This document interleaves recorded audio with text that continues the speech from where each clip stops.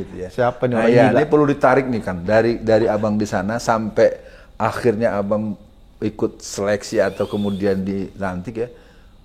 Mungkin perlu dikasihkan kronologis yang Iya. sifatnya supaya orang ini mau belajar berproses, karena generasi sekarang ini generasi instan. Betul. Kita nggak tahu jadi apa. Oligarki ini adalah orang yang mengendalikan penegakan hukum di Indonesia. Kan tadi saya katakan Ustadz bahwa penegakan hukum di Indonesia itu ada tapi tidak adil karena hanya berpihak kepada orang yang punya duit dan kekuasaan. Di titik mana kita bisa optimis dan tahapan apa yang perlu kita lakukan sampai pada tingkat tertentu mungkin kita harus melakukan kerja-kerja yang lebih. Kesaliman itu semakin merajalela di sebuah negara kalau orang-orang baiknya diam. Gejala-gejala awal sebelum abang diamputasi jadi ketua KPK itu apa tanda-tandanya? Atau mungkin abang melakukan apa sih sampai digituin? Itulah salah satu yang semakin menguatkan saya sehingga saya nggak pernah gentar. Karena ibu saya bilang, apa yang kau lakukan adalah sesuatu yang benar. Maka yakinlah bahwa Allah Subhanahu wa Ta'ala tetap memberi kamu perlindungan. Dan saya yakin.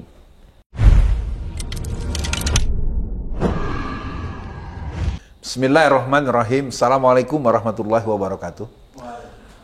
Pemirsa, pada kesempatan kali ini buat saya merupakan sebuah anugerah yang memberikan gemermang air mata saya terhadap sebuah program Uat Bertamu.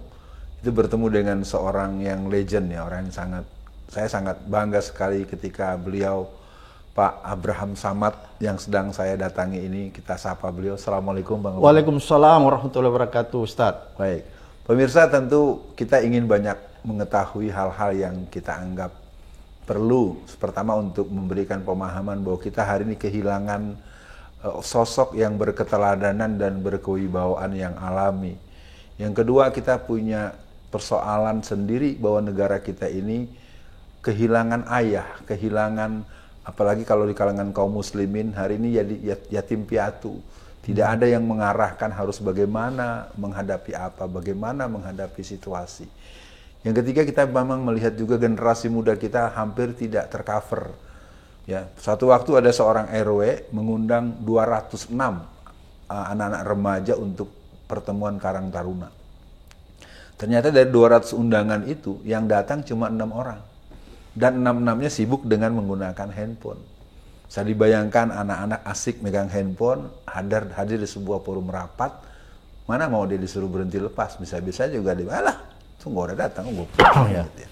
Tentu perlu diketahui forum kami atau forum saya, Alfian Tanjung ini sebenarnya lagi agak sedikit ini, karena bertamu disambut dengan sangat luar biasa, dan tentu saya akan memulai saja. Kita akan berbincang dengan Pak Abraham Samad. Sebelum saya mulai, saya mau tanya dulu, akrabnya nih yang ringkes dipanggil siapa Pak ya? Ustadz, panggil aja Abang. Abang. Mungkin saya lebih tua daripada Ustadz. Iya, Kan? saya lebih muda. Saya lebih muda dari Bang Abraham Samad, jadi saya panggil Abang aja ya. Jadi nggak pakai nama ya, Abang saja selesai ya.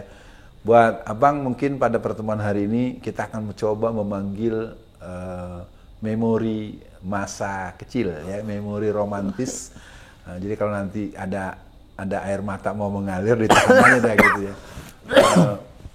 Boleh diceritakan kecil, masa kecil itu sebetulnya dulu lahirnya di mana, terus ya tentu hal-hal yang boleh dibilang spesiali ya, yang belum pernah dipublikasi, tapi bukan rahasia gitu ya. Apa Bang, dari masa kecil apa yang paling terkenang sampai hari ini? Terima kasih Ustadz, netizen. Assalamualaikum warahmatullahi wabarakatuh. Waalaikumsalam. Saya sangat berbahagia hari ini karena diwawancara ini ditanya oleh salah satu ustadz yang saya idolakan karena konsistensinya. Jadi sekali lagi terima kasih banyak Ustadz Alfian. Saya ini kan dilahirkan di keluarga yang biasa-biasa saja Ustadz. Bapak saya tentara, tapi bukan tentara zaman sekarang nih. Tentara 45. Saya lahir di Makassar ya. Saya suku Bugis Makassar, lahir di Makassar dan dibesarkan di sana. Ayah saya seorang tentara, tapi tentara angkatan 45. Ibu saya juga orang Bugis ya, suku Bugis. Ayah saya meninggal kira-kira 40 tahun, memasuki usia 41 tahun. Dan ketika itu usia saya masih ya tergolong anak kecil, 7 tahun lah. Masih terbayang wajah Bapak? Masih sama. Kenangan yang paling teringat apa digendong-gendong, apa Iya. dibelikan es krim, apa dibelikan gula-gula, apa yang paling teringat dengan Bapak? Yang menarik karena bapak saya lah mungkin yang mengajari tentang keberanian ya, gitu. Walaupun sebenarnya yang lebih banyak membentuk karakter saya itu kan ibu, karena ibu yang lebih lama mendidik kita kan. Karena saya masih 6 tahun, bapak saya udah meninggal. Jadi masa bersama ayah itu terlalu singkat. Tapi ada yang mungkin yang teringat tentang keberanian dan tentang kedisiplinan. Karena ayah saya kan seorang militer kan, jadi dia menanamkan nilai-nilai disiplin dan keberanian. Artinya berani menyatakan sesuatu yang benar. Ada ingat nggak case-nya apa gitu? Keberanian di saat ada situasi apa atau ada keadaan apa yang masih teringat? Pada saat itu kan kita masih 6 tahun ya Ustaz, saya jadi hal-hal yang sangat sederhana kan gitu. Misalnya kalau ke sekolah, kalau tidak perlu Antar. zaman dulu kan biasanya anak-anak itu ditungguin ya. Oh iya. 6 tahun kan nggak usah ditungguin. Kalau sekolah saya jaraknya sama rumah itu kan deket. Zaman dulu kendaraan masih kurang, jadi kita bisa jalan kaki ke sekolah. Tapi nggak pakai nangis tuh ya? Kan ada juga anak kalau baru mulai sekolah kan kalau nggak dianterin. Iya itu yang ayah saya bilang, pokoknya harus nggak perlu ditungguin gitu. Jadi saya sekolah begitu, nggak perlu ditungguin. Ke sekolah pun begitu, umur 6 tahun. Tapi jaraknya dekat ya Ustaz ya. Jarak dekat dan tidak melalui jalan raya gitu. Jadi aman-aman saja. Kira-kira begitu situasinya, mungkin udah diperkirakan. Baik, Bapak saya. pemirsa, kita memang kelihatannya perlu masuk bagian ini tidak terlalu panjang. Karena bagaimanapun kita ingin banyak hal dengan negeri kita yang begini hancur-hancuran. Kita perlu mendapatkan pandangan-pandangan yang bisa kita jadikan pegangan. Sedikit bergerak di masa-masa remaja, romantisme remaja apa yang masih teringat? Apa mungkin seneng balap motor atau pernah, ya mungkin pernah, namanya masih remaja kan cenderung dengan lawan jenis, mungkin naksir cewek gitu ya. Atau apa, kegiatan remaja apa, hiking atau apa, masa-masa SMP, SMA itu yang paling kan anak-anak itu Iya, punya cerita bener. sendiri ya. Jadi saya itu kan SMA juga di Makassar Ustaz, mulai dari TK, SD, SMP di Makassar. Saya tuh dulu olahraganya tinju Ustaz. Oh Allah Akbar, baru denger kita. Jadi aku mau kasih lihat di Ustaz. Ini kan ada di sini nih. Oh iya. Bekas jahitan ya, pecah kan. Itu karena olahraga saya olahraga tinju. Jadi kenapa berhenti tinju? Waktu saya lulus di Unhas, setelah selesai SMA ya, lulus di Unhas. Dulu kan ada syarat tuh kalau di perguruan tinggi negeri. Itu ada evaluasi sampai 3 semester. Kalau tidak mencapai IPK tertentu, maka orang drop out kan gitu. Iya. Maka pada saat itu saya pikir saya harus konsentrasi nih, karena kalau saya nggak mencapai nilai yang ditentukan oleh universitas, kita bisa drop out kan. Maka saya keluarlah dari kegiatan itu.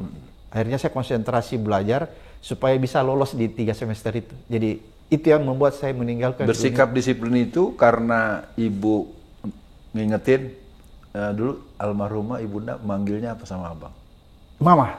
Enggak ya, antum manggil beliau mama. Iya. Beliau panggil antum? Saya itu, nama saya ada ya yang dipanggil itu Openg. Nah, ini penting juga kita berpikirnya ya. Iya. Nah, jadi ketika kamu belajarnya harus benar-benar Peng. Kalau nggak benar nanti kamu nggak, atau diomongin begitu atau antum sadar secara Ibu ini? saya ngomongin begitu. Oh. Apalagi kan ibu saya bilang kita ini bukan orang yang kaya raya gitu yang bisa sekolah kalau nggak. Misalnya kalau drop out bisa pindah di... Dan beliau tahu ya ada resiko DO itu ya? Kalau dia tahu, standar nilai tertentu iya, nggak tercapai. Ibu tahu, ibu saya tahu. Makanya dia bilang kita ini kan bukan yang datang dari keluarga yang kaya gitu ya, bisa pindah kalau drop out bisa pindah ke swasta. Jadi saya paham betul situasi keluarga saya, maka saya harus konsentrasi belajar supaya saya bisa lolos dari situasi. Jadi tinju itu ujungnya mungkin sekali berantem kali ya di luar ya waktu zaman SMA. Saya sering berantem Ustaz. Penyebabnya apa yang paling sering? Yang paling jadi sering aku bilang Ustaz. Jadi setelah saya pikir-pikir, saya ini banyak berantem bukan karena urusan saya. Saya lebih banyak berantem karena teman. Solidaritas kan gitu, solidaritas. Jadi yang paling heroik masih ingat nggak? Berantem bukan ada sesuatu yang heroik gitu. Ya saya cuma membela teman. Bahkan saya pernah gara-gara membela teman, saya pukulin orang sampai jatuh di got ya di depan sekolah itu. Sampai tapi ini nggak boleh dicontoh ya, sampai berdarah-darah orang itu kan saya pukulin. Saya ditahan. maksudnya sempat ditangkap gara-gara peristiwa itu di depan sekolah saya ada namanya Polsek 3 Mariso. Saya dibawa ke kantor polisi sana karena berantem kan. Sempat berapa jam itu ditanya, digebukin. Ini kan zaman Orde Baru kan, nggak ada HAM kan. Jadi kalau kita di polisi digebukin, kaki saya itu ditaruh di bawah meja baru gitu kan. Tapi ibu saya tiba-tiba kasih tahu kepada om saya, ada om saya yang tentara, akhirnya datang ke kantor polisi itu, akhirnya saya diambil kan, pulang. Kira-kira itu yang paling saya ingat betul. Jadi saya berantem bukan karena saya, karena solidaritas saja, membela teman. Sebenarnya saya tidak, seingat saya Ustadz, saya tuh nggak pernah berantem karena urusan saya. Selalu urusan teman. Karena antum pasti pegang bener arahan mama ya, arahan orang tua ya, untuk begini. Iya, membela kan, membela. Jadi saya selalu menganggap, ini orang dia. Jadi sampai segitu, saya pernah memukul orang sampai berdarah-darah, tapi sekali lagi kepada netizen yang menonton, ini tidak boleh dicontoh. Iya, namanya remaja, masa-masa adolesen, masa-masa pancaroba memang itu harus dimaklumi kan. Remaja itu kan proses pergeseran dari anak menuju dewasa, belum, anak-anak sudah lewat. Nah, itu dia punya banyak gelombang-gelombang ya. Betul. Baik pemirsa, kita akan coba minta kepada Bang Abraham Samad yang saya sepakat untuk memanggil Abang karena ternyata beliau lebih tua dari saya walaupun beliau masih kalah dengan saya. Ada sesuatu yang membuat beliau kalah. Cucunya. Nah, Bang Abraham mulai peduli dengan persoalan-persoalan keumatan, kebangsaan. Karena saya Abang tetap menyatu ya. Jadi kebangsaan jelaslah sebagai bentuk kita warga negara Indonesia ya. Tapi saya lihat Abang dari awal memang tidak memisahkan bahwa ketika saya membela negara ya saya juga karena ingin dapat catatan dari Allah dong, ngapain kita berbuat nggak dapat pahala ya. Nah, sejak kuliah itu hal apa yang paling teringat membuat Abang mulai terlibat baik membahasnya, baik pun mendemonya maupun apanya zaman-zaman kuliah? Jadi saya ini Ustadz dulu kan aktivis ya, aktivis tulen, makanya sampai sekarang nggak bisa lepas gitu. Saya aktivis mahasiswa, tulen pernah jadi ketua senat jadi di Fakultas Hukum kan. Di Fakultas Hukum Unhas, saya aktivis dan itu terus berlanjut bahkan dulu ada pernah peristiwa tahun 1988 ya di Makassar, itu peristiwa berdarah sih sebenarnya di depan IKIP Makassar. Itu pada saat itu saya masih kuliah tapi kita sudah terlibat jauh di lapangan, bahkan demo besar-besaran. Itu pasti orang tahu tuh peristiwa tahun 88 di Makassar. Pemicunya apa waktu itu? Pemicunya itu dua sebenarnya pada saat itu zaman Orde Baru. Pemberlakuan Undang-Undang 14 tentang lalu lintas, helm pertama tahun 88 dan kenaikan BBM. Jadi ada dua isu sentral pada saat itu yang diangkat mahasiswa dan itu akhirnya menjadi chaos di lapangan. Itu saya teringat sekali, pada saat itu saya masih mahasiswa. Dan sempat juga saya diambil pada saat itu. Dulu kan bukan polisi Ustadz yang tangkap kita kalau demo ya, zaman Orde Baru itu tentara. Iya betul. Jadi Kodim Makassar, Garnisun zaman dulu ya. Saya itu sempat ditahan juga di beberapa hari atau beberapa jam? Enggak, beberapa hari aja. Beda dengan Ustaz Alfian ini yang 4 tahun. 4 tahun nih, luar biasa. Luar biasa 4 Jadi tahun. kalau saya cuma beberapa hari, ya 1 hari, 2 hari baru dilepasin lagi. Gitu. Kalau di mahasiswa mulai terlibat jadi ketua senat atau apa nih gerakan-gerakan yang langsung secara struktural dipegang? Iya, di senat. Kemudian kan kita juga aktif di organisasi ekstra ya, seperti HMI dan lain-lain sebagainya. Kalau Ustaz Alfian kan di PI kalau saya ingat. Iya, di PI juga dan suka diajak juga ke acara-acara HMI. Ini kan buat teman-teman HMI punya hubungan yang sangat kuat. Nah, pemirsa kita coba masuk. Karena saya bagaimanapun dengan Pak Abraham Samad ini, yang di majelis ini atau di forum ini saya manggil Abang, ketika beliau menjadi ketua KPK itu, memang Bang Abraham Samad ini jadi sesuatu loh Bang. Orang tuh kayak orang, wah ini orang siapa ini? Siapa nih gitu ya? Siapa nih? Nah ya, ini perlu ditarik nih kan, dari Abang di sana sampai akhirnya Abang ikut seleksi atau kemudian dilantik ya. Mungkin perlu dikasihkan kronologis yang sifatnya supaya orang ini mau belajar berproses, karena generasi sekarang ini generasi instan. Betul. Kita nggak tahu jadi apa. Contoh misalnya saya tinggal di Kota Tangerang ya. Di Kota Tangerang itu sekarang dari 50-an, 60-an anggota DPRD, kota Tangerang ya, biar denger di seluruh dunia, itu 29 itu bocil. Jadi itu karena kemauan bapak bukan kemauan sama dengan wakil presiden kita. Allahu Akbar, ini yang beliau nih ya. Nah, saya sebagai orang yang juga orang politik sejak tahun 80-an saya juga, kan kita selisih berapa bulan aja umur kita. Saya cukup terkesiap, ini gimana mau ngurus sebuah kota isinya anak baru jadi menang itu karena ya biasalah ya bapaknya dan gini bapaknya gitu bumbu bapaknya, dan saya pikir itu bukan bahasan kita, tapi mungkin untuk Bapak Ketua KPK nih pada zaman ya, kalau saya kan Ustaz berproses lama ya, setelah dari kampus itu saya kan advokat dulu ya, lawyer advokat ya. Jadi selain saya jadi advokat, saya juga tetap menjalani dunia aktivis ya. Advokat, aktivis, mengajar. Itu belum, jadi aktivis sama advokat pada saat itu ya. Jadi kita aktivis anti korupsi dulu. Kita pernah mendirikan namanya. Memang ada darahnya. Ya, jadi waktu reformasi kita pernah dirikan tahun 98 ya. Kita dirikan namanya Anti Corruption Committee Sulawesi, ACC Sulawesi gitu ya. Jadi kita mengabdikan diri kita di lembaga swadaya masyarakat yang lebih concern terhadap pemberantasan korupsi pada saat itu. Dari situ kira-kira ya. Kalau dulu korupsi apa yang disoal? Kan abang ada di daerah tuh. Ngapain ngurusin korupsi, orang dari kampung ngurusin korupsi? Kan korupsi di Jakarta gitu. Atau gimana nih? Oh banyak juga. Oh gitu ya? Ustadz ya. Saya kan tinggal di kota, di ibu kota provinsi ya. Ibu kota provinsi namanya Makassar kan. Oke. Di sana korupsinya apa biasanya tuh? Oh banyak juga kan gitu. Pemerintahan provinsinya kan ibu kota provinsi. Jadi gerakan-gerakan itu ada nggak yang sempat akhirnya tertangkap atau ditangkap atau di proses hukum, nggak ada Pak? Iya banyak. Jadi kita kan selalu mengadvokasi misalnya anggota DPR dan lain-lain sebagainya, para bupati. Kira-kira begitu Ustaz ya. Jadi itu yang kita dulu dorong, dan yang kita dorong dulu sebenarnya apa ya? Lebih kepada mengedukasi rakyat supaya dia tidak permisif terhadap perilaku korupsi. Sebenarnya itu juga. Jadi sebenarnya perlu diperdengarkan kepada pemirsa nih. Korupsi ini kan sekarang sepertinya biasa ya. Bahkan ada koruptor di Asabri itu yang 22,7 triliun kan bebas hanya gara-gara sopan gitu. Ya. Bayangin tuh, gara-gara sopan boleh pulang gitu kan gitu ya. Ini korupsi ini kelihatannya sudah dianggap tidak masalah itu. Kenapa tuh Pak? Ya, jadi ada proses normalisasi menurut saya. Jadi masyarakat itu mulai permisif. Makanya dulu waktu kita bergerak di dunia aktivis korupsi, sebenarnya bukan sekedar mengadvokasi kasus, tapi kita mencerahkan orang, mengedukasi rakyat supaya dia tidak permisif.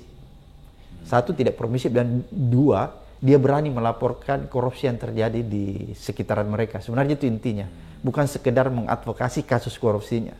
Kira-kira begitu ya, mengedukasi rakyat itu yang lebih penting agar orang nggak permisif. Sekarang kan orang mulai permisif Ustaz, karena apa ya, kita ini sedang mengalami disorientasi menurut saya. Kenapa saya katakan disorientasi? Bayangkan saja, para koruptor itu tidak menganggap bahwa perilaku korupsi itu adalah perilaku tercelah yang memalukan. Kan dia bisa saja misalnya lagi di borgol, kemudian dipakaikan baju ketawa ya. Iya, ketawa-ketawa. Itu kan berarti mengalami disorientasi kan. Jadi ada proses normalisasi. Kenapa demikian? Karena memang masyarakat kita itu juga sedang mengalami disorientasi. Kenapa disorientasi? Contohnya Ustaz, kalau seorang koruptor keluar dari tahanan, tapi dia masih punya duit, masih kaya, itu kan dia disambut kayak pahlawan. Iya betul. Contohnya begini, mantan-mantan gubernur ya, kayak di kampung saya dan di daerah-daerah lain juga, keluar dari penjara mantan gubernur, itu disambut sama pendukungnya. Jadi sepertinya orang ini seperti seorang pahlawan yang baru pulang dari medan pertempuran, kan begitu. Oleh karena itu, dia selalu merasa tidak pernah bersalah. Koruptor itu gak pernah bersalah karena masyarakat tetap memberikan dia tempat. Kemudian yang kedua, lebih parah lagi kadang-kadang, kita udah tahu dia mantan narapidana korupsi, ada perhelatan misalnya di kampung kita atau di komunitas kita, bahkan di masjid kadang-kadang Ustadz, itu masih diberi tempat, dikasih saf paling depan kalau di masjid. Kira-kira gitu, ada perlakuan-perlakuan begitu. Perlakuan-perlakuan privilege. Kenapa dia diberikan privilege? Karena misalnya dia tokoh masyarakat di situ. Ada masjid dekat rumahnya, kemudian dia tokoh masyarakat. Atau karena dia nyumbang besar kali ya? Dia tokoh masyarakat, tapi dia baru keluar dari penjara. Karena kasus korupsi. kasus korupsi, itu masih diperlakukan sebagai tokoh masyarakat yang tidak punya dosa. Kenapa itu, Pak? Ya orang sedang mengalami disorientasi. Disorientasinya itu begini, Ustaz. Masyarakat menganggap bahwa kehormatan seseorang itu terletak pada kekuatan finansialnya. Jadi orang yang terhormat itu adalah orang yang punya duit dan punya kekuasaan. Ini kan disorientasi. Harusnya kan kehormatan, orang yang dihormati itu adalah orang yang punya akhlak bagus. Kalau dalam Islam itu akhlakul karimah, kan gitu. Bahasa Indonesianya mungkin orang yang punya integritas yang kuat. Harusnya kan itu yang dihormati. Walaupun sebenarnya, katakanlah begini ya, kalau dia punya akhlak yang bagus, terus kebetulan secara finansial dia tidak terlalu bagus finansial, tetap harus dihargai kan, tetap harus dihormati. Tapi kan tidak di negara kita ini, di tengah-tengah masyarakat kita ini, Ustaz, ada fenomena yang menarik. Ada seseorang misalnya kita tahu orang ini betul-betul jujur, akhlaknya bagus, keimanannya bagus, tapi misalnya secara finansial dia orang yang biasa-biasa saja atau di bawah biasa, middle di bawah. Terus kemudian ada satu orang yang akhlaknya buruk, tapi dia kaya raya, maka masyarakat lebih menghargai orang yang kaya raya ini. Itu fenomena yang sedang terjadi di... Kelihatannya apa yang dinyatakan Pak Abraham Samad, menurut saya menjadi sesuatu yang dikhawatirkan tidak bisa banting setir nih. Kalau menurut pendapat Abang sebagai orang yang pernah menjadi ketua KPK, pandangan-pandangan tadi bisa dirubah lewat mekanisme apa? Supaya orang tuh jangan memang terus terang saja. Money talk ya. Iya. Uang bicara. Iya. Ada orang kita ngurus EKTP bisa sampai 3 bulan, 6 bulan. Ada oknum tertentu dari, ya mungkin kita tahu siapa, datang setengah 8, jam 8 udah jadi, kan gitu kan. Karena dia dapat privilege, kan duitnya. Gimana itu Bang, untuk bisa, supaya ini pernyataan tadi kan tetap merupakan sebuah fakta. Memang benar adanya.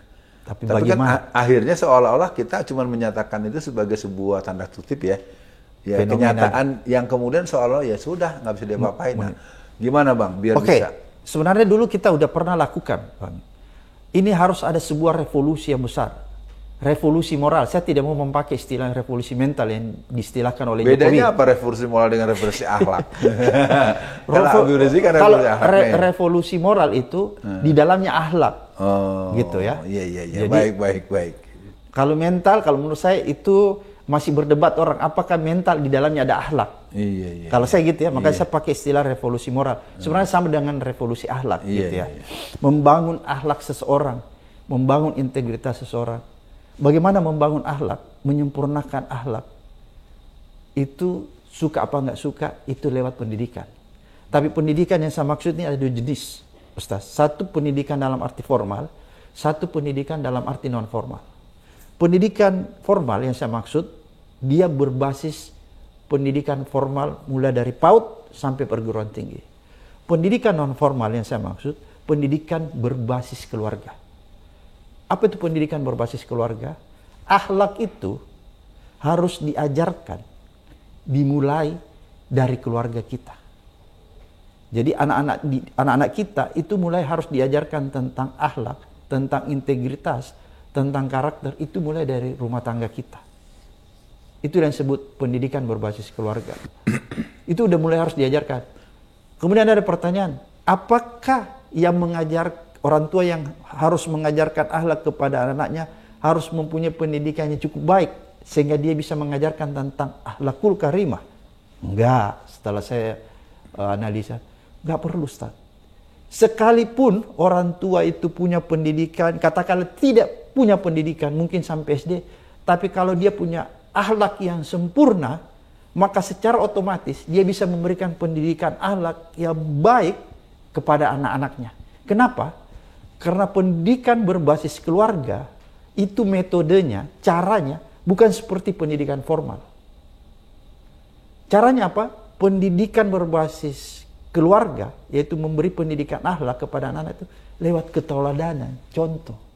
Jadi sangat sederhana.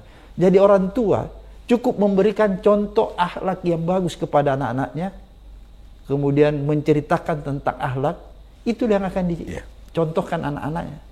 Beda kalau pendidikan formal kan. Tadi di awal saya bilang gini Bang, di awal kan saya pembukaan tadi, saya nyebut keteladanan dan kewibawaan alami. Iya. Nah ini kelihatannya saya punya beberapa case kecil gitu ya. Kadang-kadang seorang anak ketika masih anak-anak dia hormat orang tua, cium tangan gitu kan. Kemudian ketika dia sudah kerja, istrinya kerja, ibunya udah pensiun, terus dikasih sejumlah uang, dan uang itu walaupun sangat tidak cukup, pokoknya sebulan harus cukup ya buatnya. Nah, anaknya kenapa-napa, ibunya dimarahin. Nah, itu saya punya fakta itu, itu di pengajian ibu-ibu tuh suka sampai nangis. Saya ini Ustaz, sekarang jadi ada perubahan ya? Iya, ngeri. Bayangin ibu-ibu itu jadi di rumah jadi tanda kutip ya. Bahasanya kan katanya MC ngomong cucu, tapi saya lihat budak mantu dan budak anak. Ini terus terang saja saya kalau mau bicara hampir tidak juga ketemu nih jalanin. Terlalu banyak keluarga-keluarga muda dia sibuk. Padahal dia udah pulang dari kantor, udah jam pulang, dia malah kemana-mana, di kafe segala macam. Di sini anaknya yang, kan tadi lihat cucu saya kayak apa, lompatan begitu kan. Di rumah dengan alokasi yang sangat apa adanya, padahal dia udah nggak sekuat dulu. Terus terang, jadi cerita pendidikan keluarga menurut saya juga persoalan lain. Oh, ada persoalan ya? Iya. Oke. Kalau saya melihat begini, setelah pendidikan keluarga berbasis keluarga, saya istilahkan, ada kan lingkungan yang berada di luar, ya kan? Pengaruh lingkungan ini menjadi salah satu faktor yang bisa membuat pendidikan akhlak berbasis keluarga itu mengalami pasang surut, fluktuatif, naik turun. Ketika dia sudah berinteraksi lagi dengan dunia luar. Oleh karena itu, memang dibutuhkan konsistensi untuk memberikan keteladanan. Kemudian ini harus diperkuat dengan pendidikan berbasis pendidikan formal. Dulu ketika saya di KPK, Ustadz, saya melakukan benchmark kedua negara untuk mencoba melihat dan mengadopsi sistem pendidikan integritas mereka di pendidikan formal. Di mana itu? Lagi-lagi kalau saya sebutkan negara ini mungkin bukan negara muslim, yaitu Jepang sama Finlandia, negara-negara Skandinavia.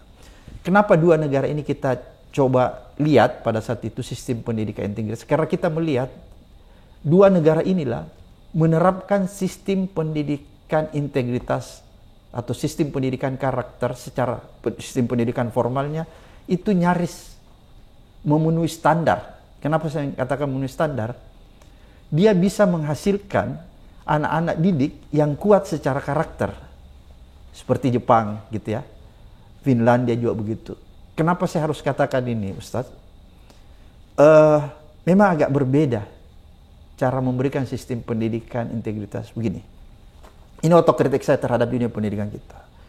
Tahu nggak syarat yang ada di Indonesia ketika anak mau masuk kelas 1 SD? Apa, Ustadz? Sudah bisa baca? Bisa baca, bisa membaca dan menulis. Syarat kan? Fatal syarat itu. mutlak. Kalau nggak bisa. Tahu nggak apa yang terjadi di Jepang dan di Finlandia? Ketika anak-anak berada di PAUD, pendidikan anak usia dini kayak di sini playgroup, kemudian naik ke TK, kemudian SD, apa yang diajarin? Itu adalah hal-hal yang sifatnya membangun karakter dia, membentuk karakter. Itu yang disebut integrity di sana. Ada 9 nilai yang diajari, mulai dari kejujuran, disiplin, terus empati kepada orang, kerja keras, ada banyak itu, ada 9 saya ingat. Kejujuran, kesederhanaan, salah satu juga kesederhanaan yang diajarin. Saya lihat nilai-nilai 9, ada 9 value yang diajarin, mulai dari PAUD sampai perguruan tinggi, itu beda-beda metodenya, disesuaikan dengan umur mereka. Ke-9 nilai itu, Ustaz, setelah saya coba pelajari, adalah nilai yang universal. Kenapa saya katakan universal? Itu ada dalam Al-Quran semua. Allahu Akbar. Ya, jadi saya mau bilang begini, ketika saya mengadopsi itu bukan berarti saya mencontoh sistem pendidikan yang ada di negara-negara sekuler, bukan. Karena 9 nilai yang dia sebutkan jadi integritas itu adalah nilai-nilai yang ada dalam Al-Quran. Seperti kejujuran. Kejujuran kan diatur dalam Al-Quran. Keadilan, empati, keberanian, kemandirian, itu semua diatur kan dari dalam Al-Quran. Itulah yang diajarin. Mulai dari PAUD, Ustaz. Caranya apa, metodenya? Disesuaikan dengan umur mereka. Jadi kalau misalnya masih di PAUD, sistem bermain, itu udah masuk tuh. Nilai itu diterapkan. Misalnya gini, ada 2 kelompok anak kecil di PAUD ya, kelompok A, kelompok B. Masing-masing diberikan mainan, setiap anak diberikan 5 mainan di kelompok A. Kemudian mereka disuruh memberikan mainan itu kepada kelompok B yang jumlahnya sama, 10 orang. Dilihat tuh sama gurunya, tolong kamu kasih. Rupanya anak ini ada yang dia kasih 1, ada yang dia kasih 2, ada yang dia kasih 3. Ketika dia melakukan itu, mulailah gurunya mengintervensi, ditanya, kenapa kamu kasih 3 ini kamu kasih 1? Dia bilang, karena ini teman baik saya. Disitulah mulai ditanamkan tentang keadilan. Kamu nggak boleh begitu, harus membaginya secara adil. Tapi kan lewat permainan, itu sistem pendidikan.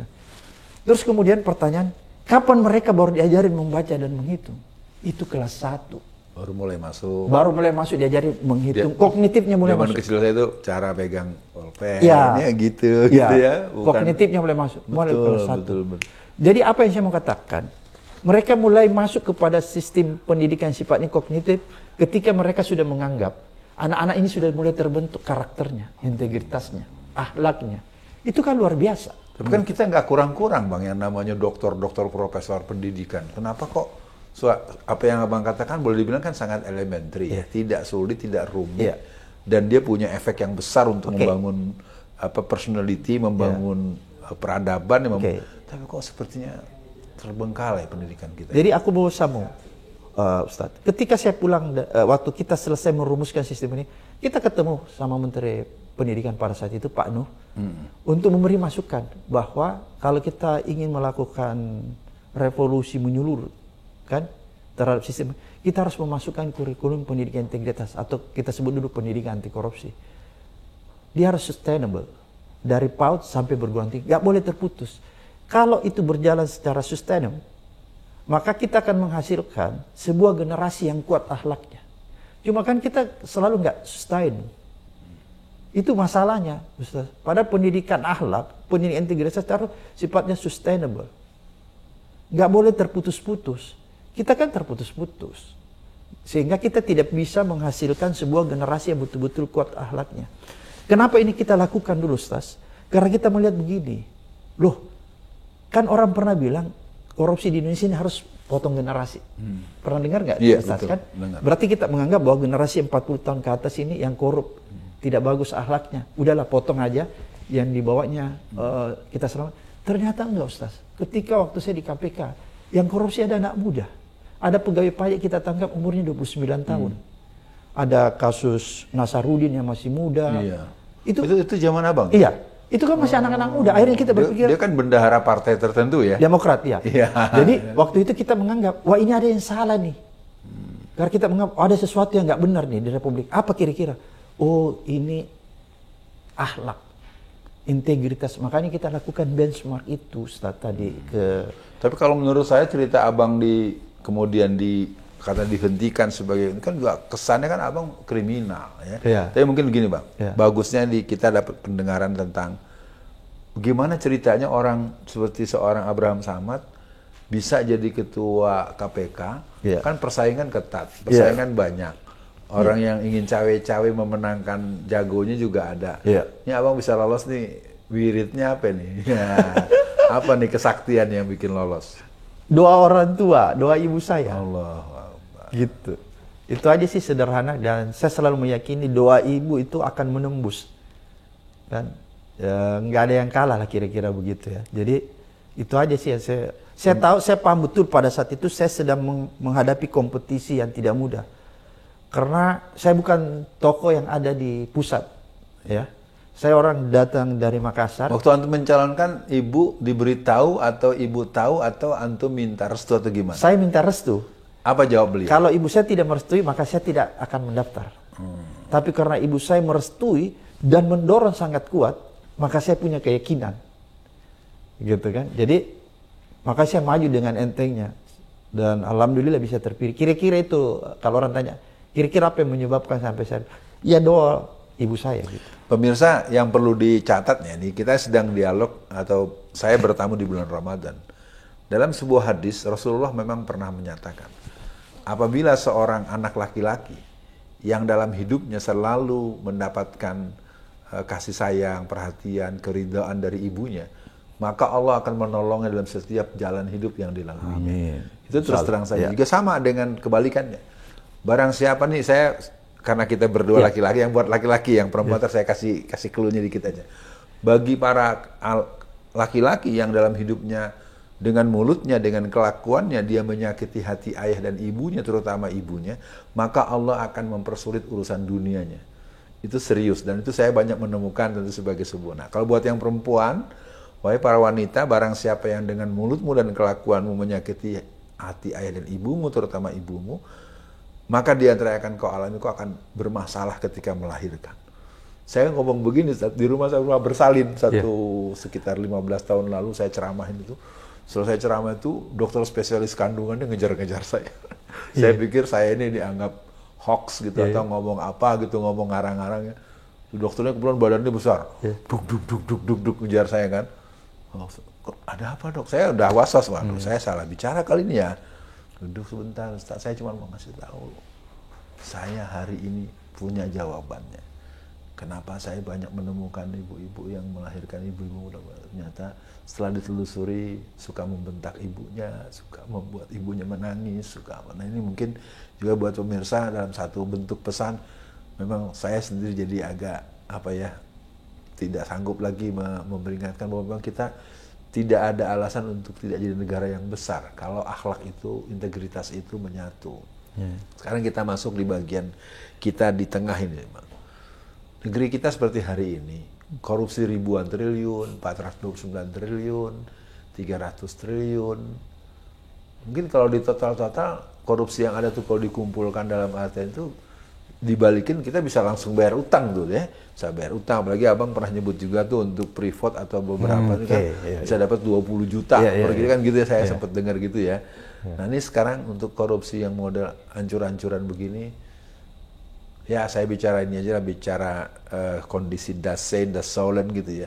Kalau ada yang tanya, Pak Abraham Samad, Anda sebagai yang pernah jadi ketua KPK, ini situasi yang hari ini dibagaimanakan dan siapa yang harus memulai dan bagaimana melakukannya. Mungkin itu lebih baik ketimbang kejauhan. Ini kalau kedekatan gini kan bisa saja teman-teman di KPK kan sebetulnya yang kena TWK itu yang hebat-hebat kan, yang bagus-bagus. Karena saya kenal dengan Sugiri itu, yang integritasnya bagus. Iya, itu dikeluarin sama Firly. Itu kalau boleh dibilang itu mereka tuh mujahid ya, pejuang. Saya kenal satu-satu tuh banyak yang saya kenal gitu.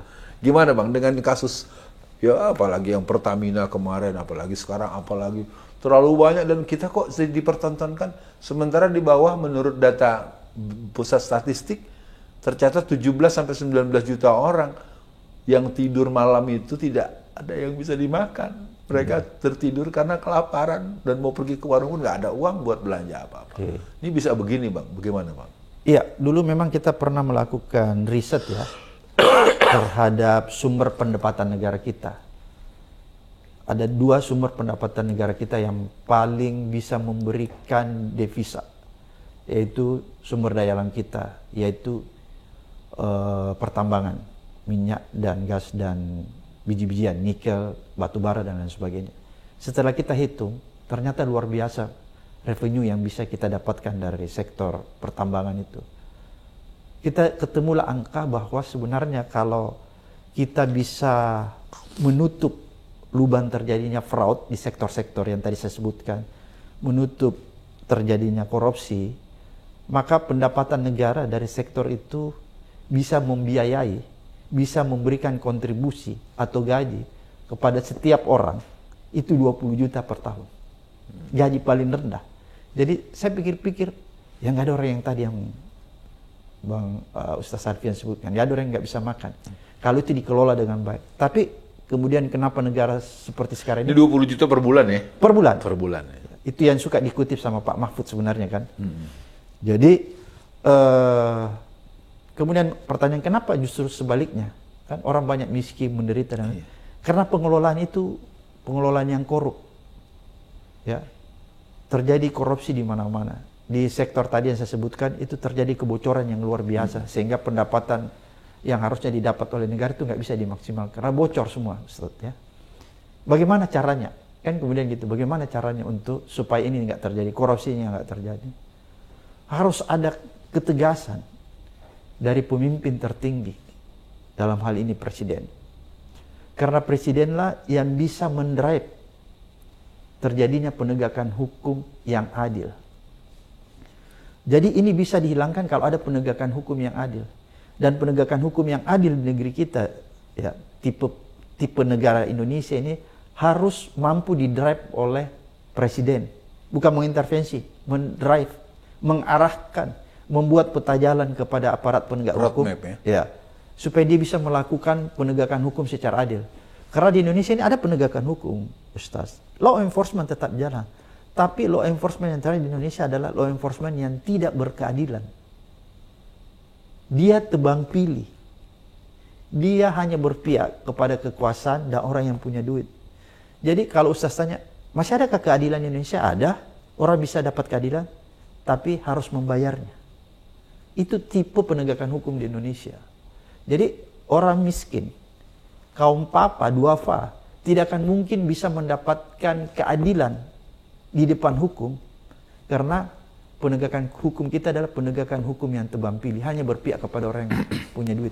Ini yang parah, Ustaz. Keparahan ini pemirsa kelihatannya, saya juga punya doa sejak tadi, saya sempat bergetar di hati saya, semoga Pak Prabowo masih bisa menyimak karena yang bicara Pak Abraham Samad. Pak Abraham Samad, mungkin pertanyaan berikutnya, keadaan seperti ini kan menjadi pengetahuan yang umum, yang luas, yang mengenaskan, yang memilukan, yang membuat kita hopeless. Nah, di titik mana kita bisa optimis dan tahapan apa yang perlu kita lakukan sampai pada tingkat tertentu mungkin kita harus melakukan kerja-kerja yang lebih radikal gitu ya, lebih ekstrim tanda kutip ya, secara positif gitu ya. Ini gimana, Bang? Iya, jadi pemimpin itu sebenarnya nggak boleh cuma ngomong ya. Nggak boleh omon-omon. Iya, nggak bilang saya kirim ke pulau ke antariksa. Iya, antariksa. Bukan begitu. Sebenarnya sederhana. Kalau pemimpin itu kita mau menguji dia punya komitmen terhadap keadilan penegakan hukum, panggil aja itu Kejaksaan Agung, polisi dan lain-lain sebagainya, KPK. Kamu harus bekerja on the track. Tegakkan hukum secara adil. Kalau kamu tidak melakukan ini, maka besok kalian saya tahu ada yang menyimpang, saya akan ganti. Kan begitu. Kan takut tuh Jaksa Agung kalau digituin sama Kapolri. Berani nggak Kapolri sama Jaksa Agung kalau misalnya udah dipanggil sama Pak Prabowo digituin, di ultimatum istilahnya? Pasti nggak berani. Sekarang kan misalnya terjadi kekacauan, orang bilang, ya bagaimana kalau di polisi kita harus ngurus-ngurus apa pakai duit, di kejaksaan, di pengadilan. Karena tidak ada tindakan yang tegas terhadap pelanggar-pelanggar ini. Sebenarnya itu. Situasi ini dengan keberadaan oligarki di mana ketemunya? Apa oligarki bagian daripada mereka atau mereka memang dalam kangkangan oligarki atau bagaimana? Karena kalau saya lihat persoalan ini kan secara akademis sudah banyak yang mengurai, cuman kan kelihatan ini pada tingkat eksekusi, pada tingkat bagaimana dia dilakukan treatment yang sedemikian rupa gitu kan. Ini kan jadinya ngelihat cerita ini jadi cerita yang ya jadi kita jadinya omon-omon juga nih. Gimana? Jadi begini, Ustadz. Oligarki ini adalah bagian dari problem kebangsaan kita. Dia menjadi bagian dari masalah kita. Oleh karena itu, ini yang harus juga punya treatment. Oligarki ini adalah orang yang mengendalikan penegakan hukum di Indonesia. Kan tadi saya katakan, Ustadz, bahwa penegakan hukum di Indonesia itu ada, tapi tidak adil. Karena dia berpihak kepada orang yang punya duit dan kekuasaan. Oligarki itu punya duit dan punya kekuasaan. Dia bisa mengintervensi, dia bisa menyetir jalannya penegakan hukum. Jadi mereka yang disebut peng-peng itu ya? Iya. Contoh kasus PIK 2. Kan, pagar laut. Mana ada misalnya dari Agung Sedayu, ya, perusahaannya Aguan, itu dijadikan tersangka terhadap pagar laut atau terhadap terbitnya sertifikat di atas laut. Kan nggak ada yang dijadikan tersangka, cuma yang bawa-bawa kepala desa aja kan gitu. Denda 48 M. Iya, dan dia nggak bayar. selesai. Harusnya kan dicari siapa intelektual dadernya, siapa yang punya kepentingan terhadap terbitnya sertifikat di atas laut. Kan yang punya kepentingan terhadap terbit sertifikat di atas laut itu adalah korporasinya Aguan. Pertanyaannya, kenapa polisi nggak berani periksa Aguan atau paling tidak buka aguan lah orang keduanya sampai itu Ali Hanafi dari. Kenapa nggak berani? Kan gitu. Disinilah peran sebenarnya pemimpin. Ya, pemimpin negara. Panggil itu Kapolrinya atau Kesagunya. Kenapa kamu caranya penegakan hukum begini hanya tebang pilih? Yang kamu jadikan tersangka cuma kepala desa. Kepala desa itu nggak perlu bareskrim, Ustadz. Di polsek aja berani tuh kepala desa ditersangkakan. Nggak perlu di bareskrim. Kayak gitu. Bareskrim itu kalau markas besar kepolisian ya harusnya yang dia garap itu orang-orang yang kita sebut untouchable gitu ya, atau orang yang punya kuasa. Harusnya kan dia panggil orang-orang yang punya kepentingan.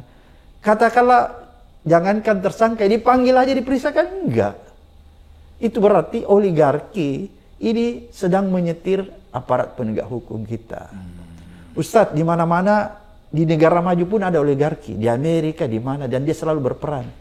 Tapi kelemahan di negara kita ini pemimpin kita tidak mampu mengendalikan oligarki. Oligarki yang mengendalikan pemimpin kita dan aparat penegak hukum. Di negara-negara maju, di Inggris, di Amerika, negara-negara ada oligarkinya. Tapi oligarkinya di sana dikendalikan oleh negara. Nggak bisa dia macam-macam. Kita kan enggak, oligarki yang mengendalikan negara ini. Dia bisa mengatur siapa orang jadi gubernur, dia bisa mengatur siapa orang yang jadi menteri. Kan rusak negara ini. Dia bisa mengatur siapa yang jadi jaksa agung, dia bisa mengatur siapa jadi Kapolri. Kalau saya presiden oligarki begini, saya tampar aja, Ustaz. Ya. Pemirsa, saya sih ingin sampai kepada sebuah, kalau boleh saya sampaikan secara kemasyarakatan, kan frekuensi saya cukup tinggi berinteraksi dengan masyarakat di bawah ya. Ya. Orang tuh udah nggak percayaan. Apalagi sama polisi, udah boleh bilang gitu. Mereka kan bayar polisi, bayar pun satu. Dan Ustaz sudah rasakan kan berapa, bagaimana diperlakukan tidak adil. Betul. Nah, tapi gini Bang, maksud saya optimisme apa yang masih bisa disebarkan ke masyarakat satu. Yang kedua, keberanian nyali macan apa yang harus, karena kelihatannya orang kan sekarang ABS. Asal badan selamat. Ya, betul. Ya kan? ABS, asal Bapak senang. ABS, asal badan selamat. Artinya wilayah-wilayah ini membuat kita tidak mempunyai drive yang cukup untuk melawan itu kan. Karena orang sekaliber Pak Abraham Samad ada berapa? Saya saja saya yang begini katanya dibilang terlalu keras gitu ya. Begitu saya aja yang nggak ada apa-apanya dibandingin antum, segini dibilang keras. Ini bagaimana negara kita? Bahwa ternyata masyarakatnya pun maaf ya cenderung seperti. Nah itu sebagaimana pidato kebudayaannya Mukhtar Lubis tahun 77 di tim kan. Dia menceritakan tentang watak manusia Indonesia. 1, munafik. 2, instan. 3, tidak mau berproses. 4, tidak menghargai mutu. Nah, saya jadi kebanyakan ngomong nih. Nah gimana Bang? Untuk optimisme sehingga akhirnya kita bisa. Karena saya masuk penjara itu kan gara-gara membahas bahaya penjajahan Cina. Dan terus terang pemirsa, Abang sebagai seorang lawyer, saya itu eksepsi saya itu terima. Kan kalau gitu kan harus dihentikan dulu sebelum ada alat bukti baru, novum baru, kan? Bukti baru ini ternyata lost jalan terus karena saya menyatakan sesuatu yang adanya apanya ada kan gitu kan.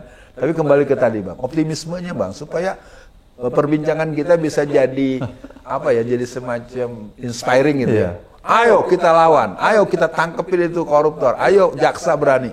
Sebenarnya sih ayo Pak Prabowo berani gitu sebenarnya itu. Jadi kan sebenarnya begini, mohon maaf nih Ustaz, seandainya kita tidak beragama, maka kita sudah putus asa, tidak ada optimisme lagi melihat keadaan ini. Betul. Tapi karena kita orang-orang yang beragama, dan agama kita, agama apapun, melarang kita untuk putus asa. Maka itulah yang kita lakukan sekarang. Subhanallah. Kan?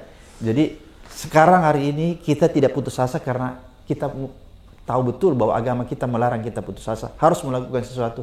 Sehingga itu yang kita lakukan hari ini. Memberi contoh tentang keberanian kepada orang lain. Kalau saya berkata keras, Ustadz Alfian juga berkata keras, saya kadang-kadang bilang, tadi saya bukan keceplos, saya sengaja bilang, kalau saya berhadapan sama oligarki ini, saya tampar. Itu bagian dari saya mengajari rakyat ini supaya berani menghadapi oligarki. Dan ini adalah penampakan Jenderal M. Yusuf pernah menampar seorang oligarki. Saya selalu bilang sama orang. Saya kalau kapan-kapan ada momen dan saya ketemu oligarki yang dibilang apa kayak 9 naga, 10 naga kayak 12 naga kayak itu yang Saya tahu betul misalnya dia melanggar hukum, saya akan tampar. Tapi ingat, tampar saya itu bukan karena kebencian saya terhadap dia. Tapi saya ingin memberi optimisme kepada rakyat bahwa mereka jangan takut sama orang-orang yang selama ini menjara Republik ini. Walaupun misalnya di belakangnya dia ada jenderal, jangan takut. Jadi itu sebenarnya yang saya mau lakukan. Bukan karena saya benci orang itu. Sama sekali saya nggak benci karena saya tidak pernah berhubungan.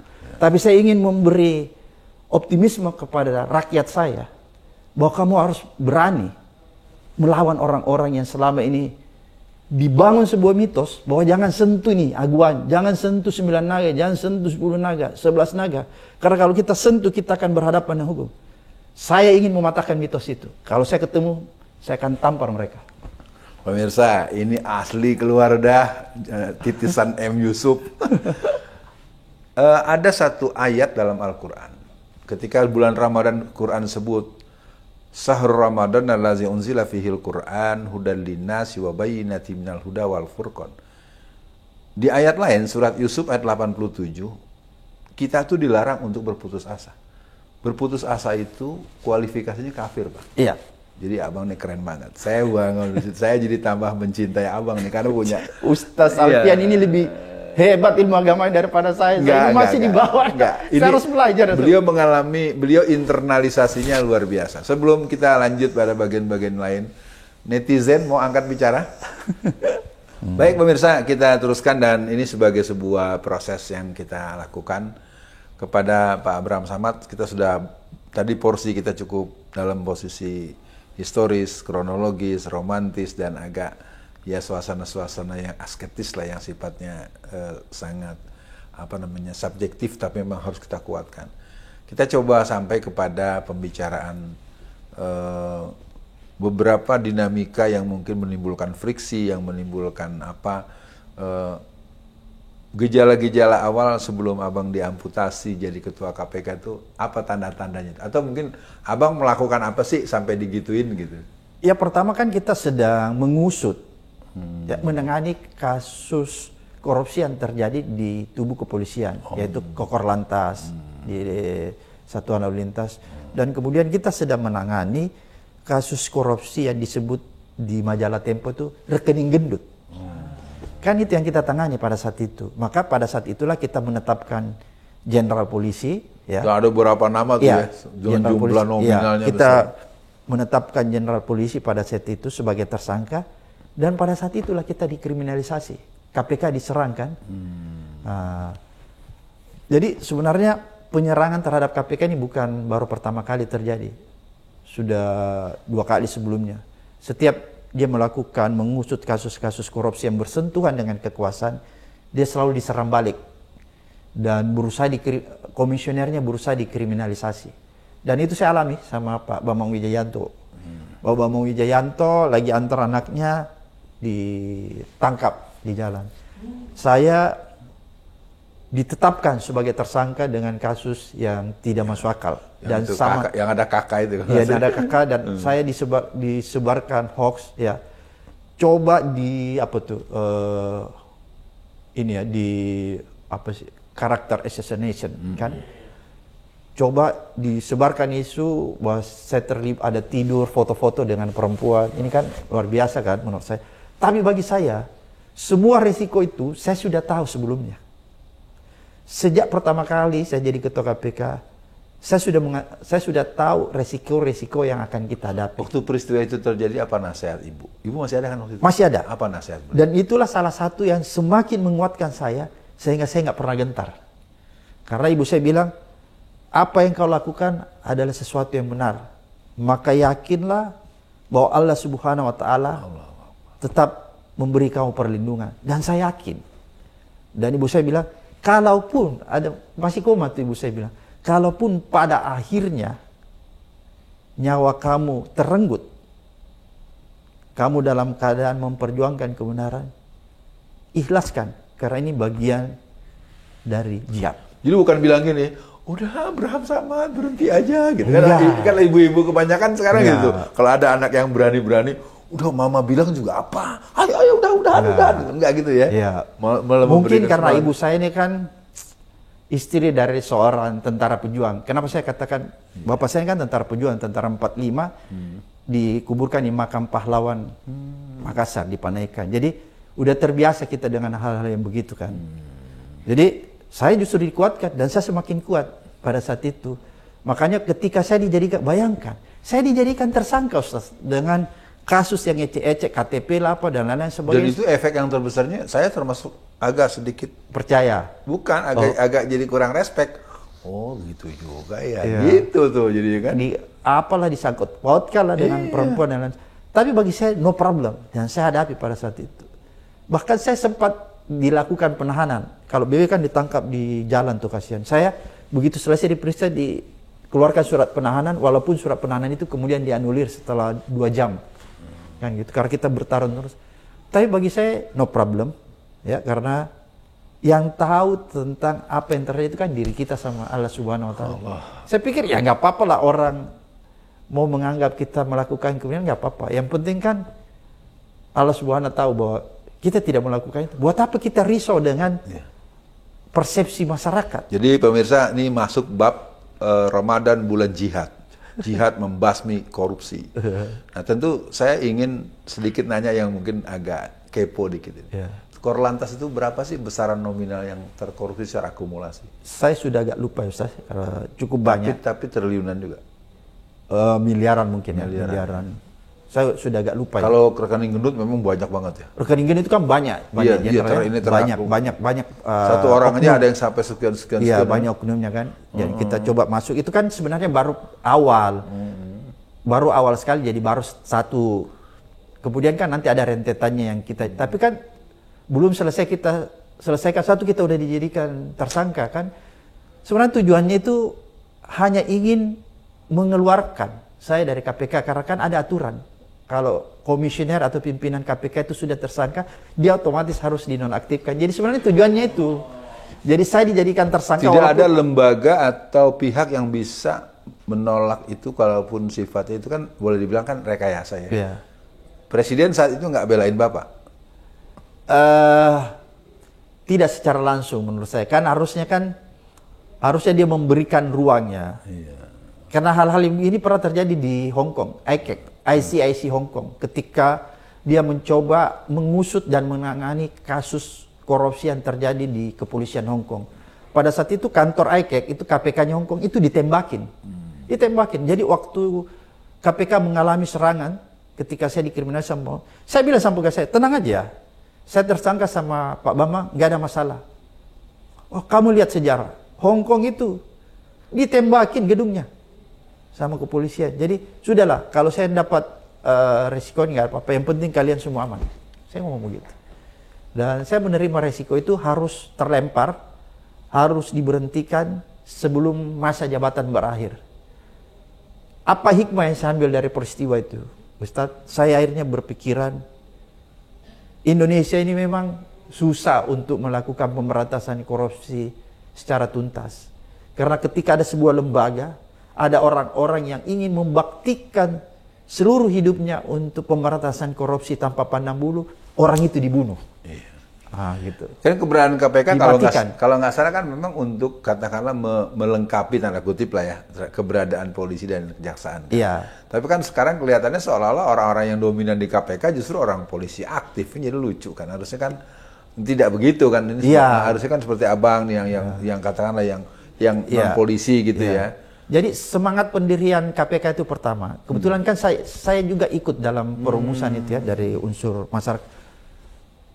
KPK itu didirikan karena dianggap aparat penegak hukum yang ada ini tidak bisa optimal karena tidak fokus. Kan misalnya kepolisian dia menangani kasus-kasus lain juga. Maka dibentuklah sebuah lembaga yang memang diberi tugas khusus ya menangani kasus korupsi. Oleh itu didirikanlah KPK. Dan peran KPK, dia juga supaya men-trigger lembaga aparat penegak hukum lain seperti kepolisian maupun kejaksaan supaya bisa bekerja keras dalam pemberantasan korupsi. Oleh karena itu, semangatnya dia independen. Karena di dalam UNCIC, United Nations Convention Against Corruption, itu yang kita sudah tanda tangani dan ratifikasi, itu memang disebutkan Ustadz, bahwa setiap lembaga anti korupsi ada di dunia itu harus sifatnya independen. Dia bebas dari kekuasaan eksekutif, legislatif, dan yudikatif. Oleh karena dia independen, seharusnya para komisionernya tidak boleh terdiri dari orang eksekutif, legislatif, atau bagian dari pemerintahan. Termasuk aparat nggak boleh? Iya, aparat. Harusnya kan semangat itu ditangkap. Makanya kan aneh kalau tiba-tiba KPK diisi oleh misalnya kepolisian, kejaksaan. Kan sudah ada polisi, jaksa. Kan biarkanlah teman-teman kepolisian ini konsentrasi di kepolisian. Apa nggak ada interupsi dari DPR gitu atau tokoh-tokoh yang punya integritas? Oke. Jadi akhirnya saya melihat begini, ketika periode pertama, kedua, ketiga sampai di zamannya saya, itu kan masih berimbang ya. Ada orang-orang independen yang dimasukkan. Seperti zaman saya itu kan cuma ada satu dari kejaksaan ya. Dan selebihnya itu orang-orang yang betul-betul independen, orang-orang yang bukan aparat ya. Ketika itu kan KPK-nya berjalan luar biasa, pasti Ustaz Safian lihat kan. Saking luar biasanya itu dianggap ini berbahaya bagi negara. Padahal kan seharusnya negara justru menganggap, wah ini luar biasa. Bukan berbahaya buat dia yang korupsi. Kan, ini kan ini orang menganggap ini berbahaya buat koruptor. Jadi ya koruptor ini kan punya tangan di mana-mana. Dia punya tangan di legislatif, dia punya tangan di presiden pada saat itu. Sehingga KPK berikutnya itu diamputasi setelah zaman saya. Mulailah dimasukkan unsur-unsur luas, dipimpinlah oleh kepolisian. Dan kan fakta ketika dipimpin oleh Firly yang kepolisian apa jadi? Ini kan fakta, bukan kalau kita ngomong begini kan nanti orang bilang kita memfitnah. Tapi ini kan ada bukti. Firly kan gimana dia terima suap dan sekarang dijadikan tersangka di kepolisian juga. Dan masih dinas lagi ya? Iya, masih dinas. Dan nggak pernah ditahan, kan aneh menurut saya. Ada apa? Apakah karena dia polisi sampai dia nggak ditahan? Kan aneh.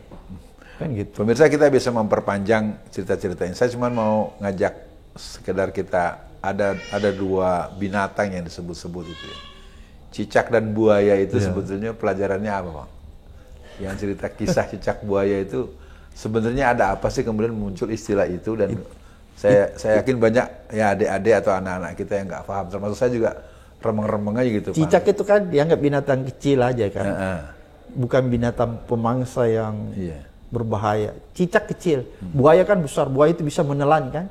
Jadi dianggap KPK itu cuma cicak, gitu. Buaya itu adalah institusi yang besar, misalnya kepolisian, institusi aparat penegak hukum lain itu dianggap jadi dia bisa memakan cicak, kira-kira begitu. Itu muncul karena kasus apa? Atau jadi zaman siapa ketua? Mulai dari zaman Antasari tuh. Udah mulai muncul. Iya, muncul istilah cicak buaya.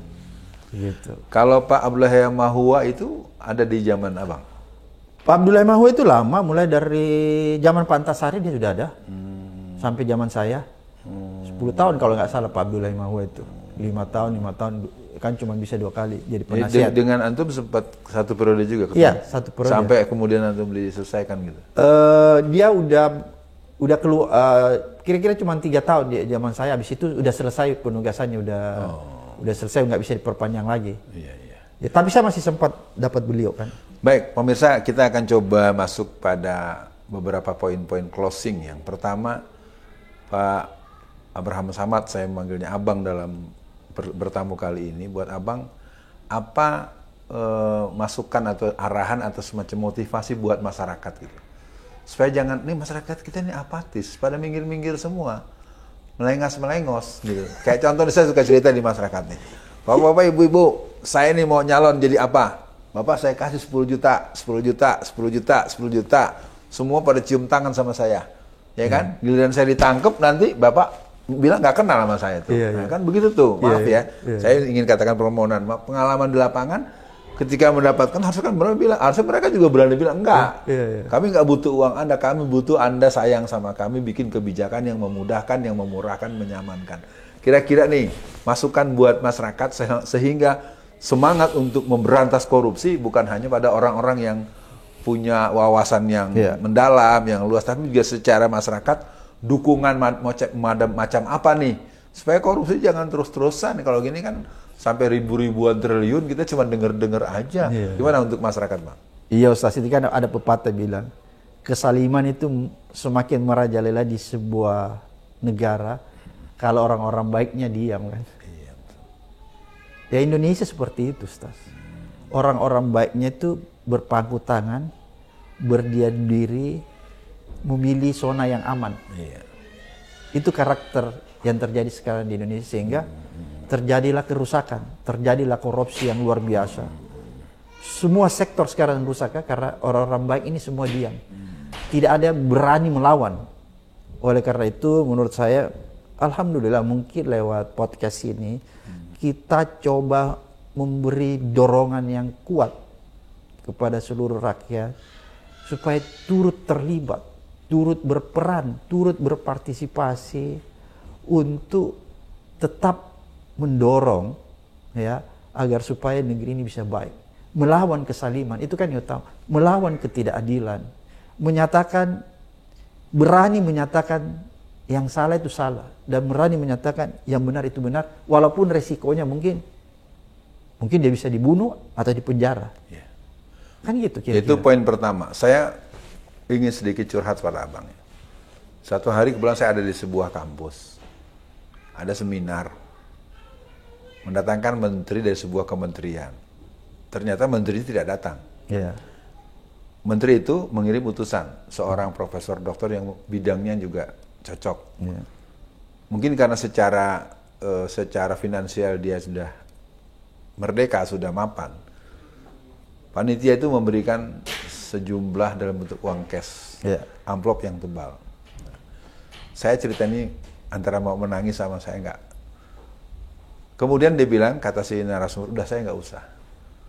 Ketika disebut Bapak pengganti Menteri Indonesia, itu akhirnya panitia serentak merebut amplop itu dan pecah uangnya bersebar itu. Saya cuma ingin mengatakan, kita ini kan udah tua nih, orang tua ini kan punya banyak hal-hal yang pragmatis ya. Kita berpikir kadang-kadang kita nggak bisa, ini anak masih bocil-bocil kok, yang suka teriak-teriak anti korupsi kok bisa melakukan. Makanya saya ingin bagian yang kedua ini bang, bagaimana buat kaum muda, karena kita juga dengarkan ada ormas tertentu minta 19.000 hektar dikasih, baru ketua ormas tertentu kemudian jadi direktur anak perusahaan BUMN. Sekarang kita kan kadang-kadang terheran-heran kan, biasanya kan kelompok muda, kaum remaja, mahasiswa ini kan lebih idealis ya. Tapi untuk beberapa penampakan yang kita lihat seperti tadi, jadi uang tadi itu karena mereka berebut, pecahlah amplop itu, berhamburan, berebutlah mereka tuh mengambil uang itu di jalan di depan ruang acara di kampus tersebut itu. Nah, saya ingin mengatakan cerita ini, wallahi demi Allah saya lihat sendiri, cuma saya bilang saya nih orang tua nih, banyak kesulitan. Kadang-kadang kita lebih agak pragmatis gitu ya. Harus biasanya. Iya, tapi kita nggak mau. Kita kalau yang begitu nih kok. Nah ini mungkin maksud saya, pesan apa yang bisa disampaikan kepada kaum muda, para pemuda, jangan selalu berbicara keuntungan, dapat berapa, jadi apa. Jadi mental korup juga sekarang kelihatannya nggak bisa dialamatkan pada orang yang dianggap punya jabatan tertentu atau umur tertentu. Kadang-kadang dia yang masih bocil, yang masih remaja aja korupsi juga mentalnya. Gimana tuh Bang nasihat buat yang remaja? Iya, seperti tadi sebenarnya ini semua dari pendidikan ya. Pendidikan yang ada di rumah tangga mereka dan pendidikan formal. Tapi sekali lagi menurut saya disinilah peran kita ya, saling mengingatkan bahwa sebenarnya anak muda itu adalah generasi yang paling diharapkan untuk memulai sebuah perubahan yang fundamental di negara ini ketika kita menganggap negara ini kita sudah rusak. Sehingga tumpuan terakhir kita untuk merubah ini semua pada generasi selanjutnya. Tapi generasi yang bagaimana? Generasi yang kuat akhlaknya, kuat integritasnya. Oleh karena itu kalau kita ingin menghasilkan generasi yang kuat akhlaknya, kuat integritasnya, yaitu tadi yang paling berpegang peran paling penting adalah itu tadi, pendidikan yang ada di rumah tangga mereka, lingkungan mereka terdalam. Orang tua paling berperan untuk membentuk karakter anak muda itu, anak-anak mereka ya. Jadi kalau orang tuanya mencontohkan sesuatu yang buruk, saya pikir itu akan membentuk karakter dia. Dan yang kemudian yang kedua, lingkungan juga mempengaruhi. Ustaz Alfian, kita pernah punya riset. Kita riset anak-anak yang disebut ABG itu, remaja ya, di setiap ibu kota provinsi 34. Hasil riset itu sangat menyedihkan ketika kita baca. ternyata anak-anak muda yang ada di perkotaan yang mereka jadikan role model, contoh, teladan, bukan orang tuanya. Tahu nggak siapa? Peer groupnya. Kelompok kecilnya mereka, gengnya gitu ya, in the gengnya.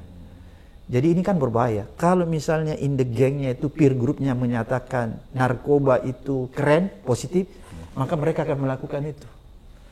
Kalau peer groupnya mengatakan seks bebas itu keren, itu positif, maka mereka melakukan itu. Karena itu yang dijadikan contoh. Ini berbahaya. Ini hasil riset dulu KPK.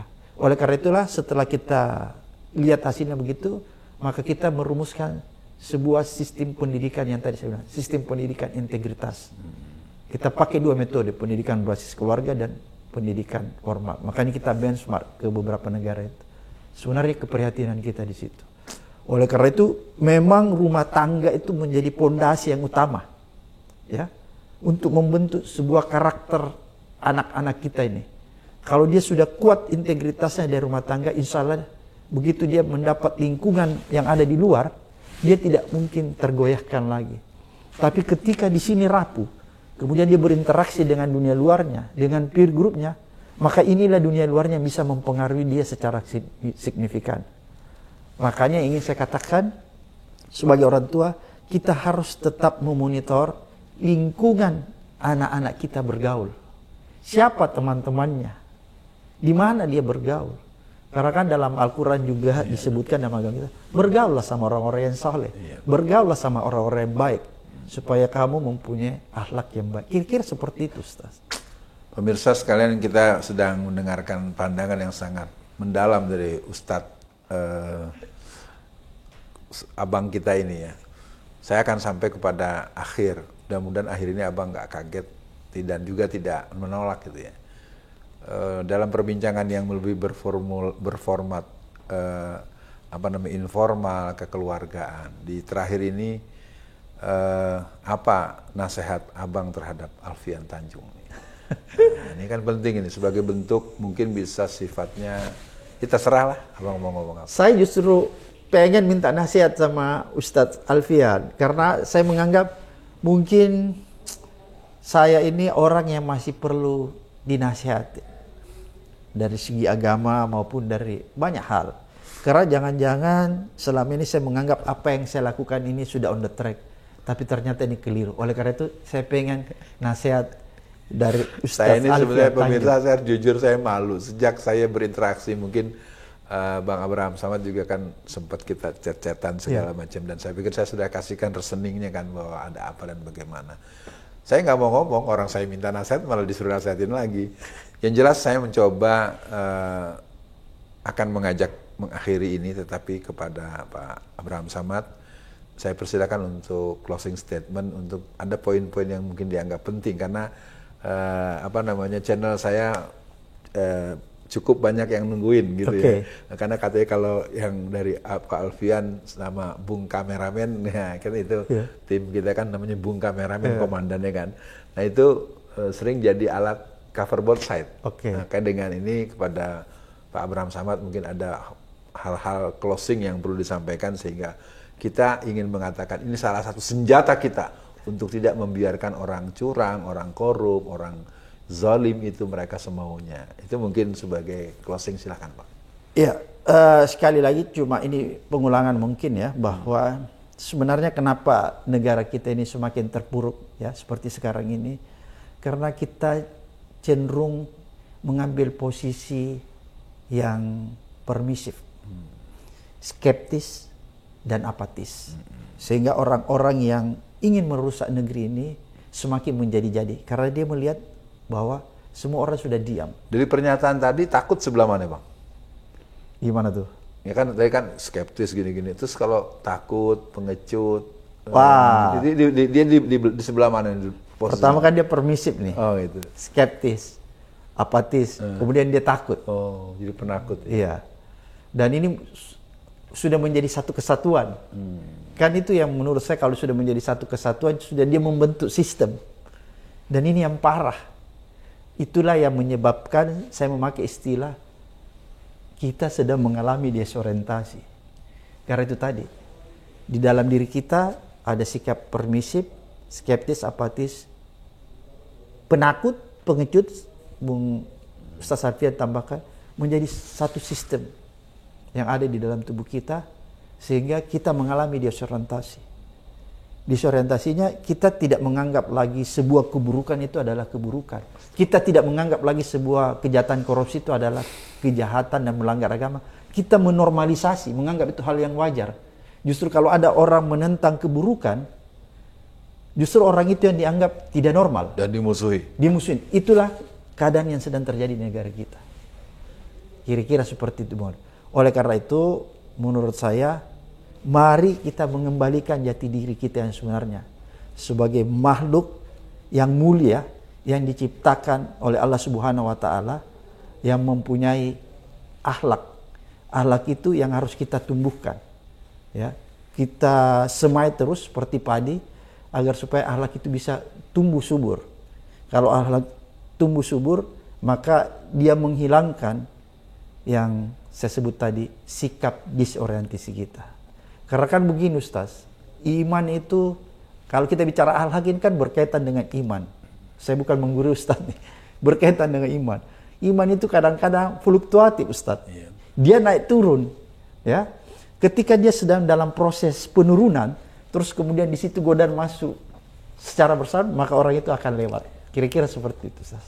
Oleh karena itu, agar supaya iman tetap terjaga, ya, iman tetap terjaga dan tidak mengalami fluktuasi, maka jagalah akhlak Anda sedemikian rupa. Cara menjaga akhlak itu mungkin lewat ibadah yang sempurna. Kira-kira seperti itu Ustaz. Pemirsa, Ustaz, kita sudah menyampaikan pesan penutup closing statement.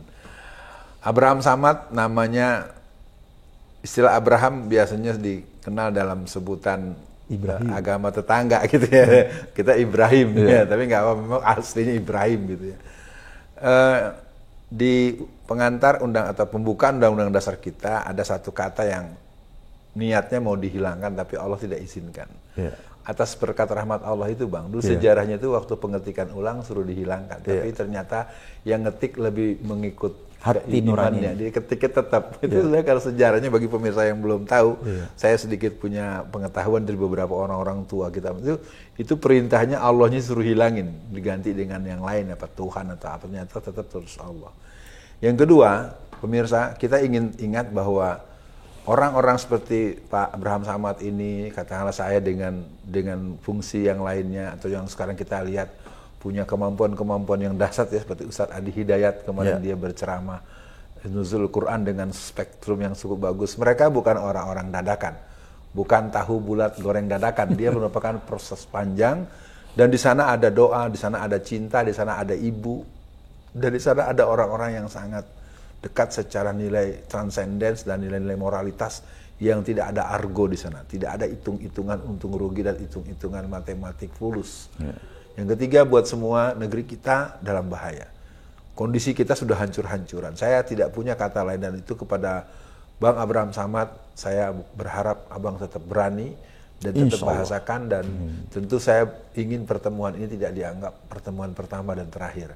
Mudah-mudahan ketangkep nih clue-nya di mana, nanti Alfian gue panggil lo, kita ngobrol beginian. Paling tidak saya akan akhiri dengan satu kalimat, negeri ini sudah pernah merdeka tanggal 17 Agustus tahun 1945. Jangan sampai proklamasi kita, bendera merah putih kita mendapat perluasan pelarangan, karena kita pernah tahu ada di sebuah tempat mengibarkan bendera merah putih nggak boleh. Masuk ke daerah tertentu mungkin kita tahu ya, harus pakai paspor, padahal di negeri kita sendiri. Ini potensi itu tanda-tandanya akan terjadi. Di peak itu Ustaz ya? Ya, Abang disebut ya. Kalau saya nggak suka, saya suka transparan aja. Iya, enggak, kalau Abang kan memang biang bidannya. Ya, di peak 1 pernah terjadi hal seperti itu. Peak 2 mau apa lagi mereka kan ya. Dan saya tentu di sesi kali ini sebagai closing banyak belajar dari Abang. Saya bangga dengan orang yang sempat berkenalan dan ketemu langsung. Dan saya tadinya berpikir, sibuk banget nih Bang Abraham. Ternyata sangat asik, dan tentu ini menjadi kado, menjadi THR buat seluruh masyarakat Indonesia. Amin. Kita akan jadikan Indonesia tetap berdaulat, Indonesia kita merdeka, merdeka secara lahir dan batin, dan tidak ada siapapun yang boleh menjajah kita, baik secara samar-samar, apalagi terang-terangan. Tentu Bang Abraham Samad dari Sulawesi Selatan, dari saya dari Sumatera Barat, kita akan berjihad untuk menjaga negara kita dengan kemampuan kita masing-masing. Sekian pemirsa, kalau ada bagian-bagian yang kurang berkenan, tentu saya harus nyampaikan permohonan maaf. Dan buat Bang Abraham Samad, salam sama ibu di rumah, sama anak-anak. Semoga Adinda yang Ustadz ini akan lebih hebat dari Ustadz-Ustadz yang ada, minimal membersamai dan menjadi barisan ya. Dan sekian dulu, dan atas nama tim yang, jadi pemirsa sebagai pengetahuan, saya datang ke sini ini memang benar-benar bertamu. Karena ketika diberikan slot waktu, gelap nih, ini apa nih, ternyata kita mendapatkan kesempatan untuk bertamu sebagaimana yang sering kita lakukan. Sekali lagi terima kasih, dan pemirsa, kita lihat negeri ini memang sedang membutuhkan para pahlawan-pahlawan petarung yang tidak boleh gentar hanya gertakan dan surat panggilan yang berwarna coklat. Tentu harus jadi hal yang dilawan selama bukan kesalahan. Sekian pemirsa, kita mohon pada Allah semoga pertemuan ini bagian daripada energi positif bahwa negara kita tetap akan ada pejuang yang siap hidup mulia atau mati syahid. Assalamualaikum warahmatullahi wabarakatuh. Waalaikumsalam warahmatullahi wabarakatuh. Salam. Baik, Abang.